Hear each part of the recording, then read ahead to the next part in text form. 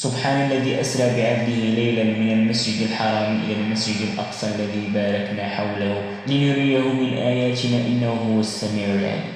واحد النهار كان جالس الرسول عليه الصلاة والسلام ما بين ما عليه كيصلي حتى لواحد شوية وهو يشوف السقف اللي دارو تحل وشاف جبريل هابط، وكانت هذيك أول مرة غادي يشوف فيها الرسول عليه الصلاة والسلام جبريل هابط ومعاه ملاك واحد آخر اللي هو البراق. هذا البراق هذا كان هو الوسيلة اللي غادي يمشي بها الرسول عليه الصلاة والسلام من المسجد الحرام للمسجد الأقصى. واللي عارفين حنايا على الوصف ديالو هو أنه واحد الدابة كبيرة على الحمار أعزكم الله شي شوية وصغيرة على البغل شي شوية، واللون ديالها بيض. السرعة ديالها نقدروا نضربوا بها مثال كسرعة الضوء.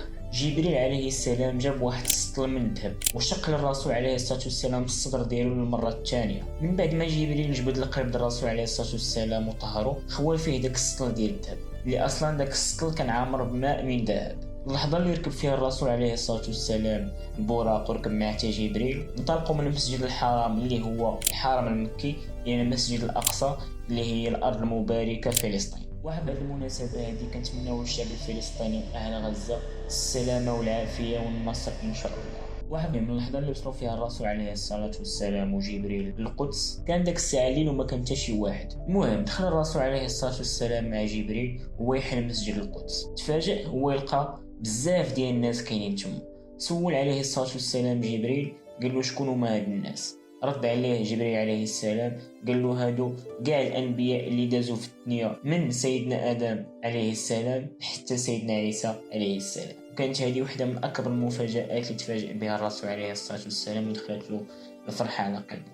وكان هذا هو أعظم لقاء تاريخي داز في الدنيا كاملة. تخيل معايا هذا المشهد هذا، راه مشهد لا يمكن تصور الإحساس ديالو، راه لا يمكن صراحة أنك كتلقى جميع الأنبياء وجميع الناس اللي صفتهم الله سبحانه وتعالى رسل تلقاهم مجموعين كاملين في بلاصة واحدة.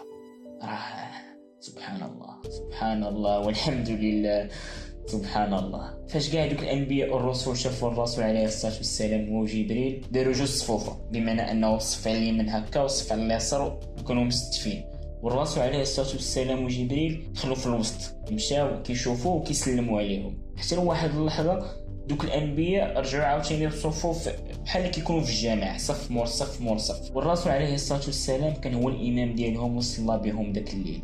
الله اكبر الله اكبر على احساس. راه حنا غير مجرد انك تفكر في ديك اللحظه اللحم ديالك كتشوك، ما بالك الرسول عليه الصلاه والسلام بقى في ديك اللحظه صامد.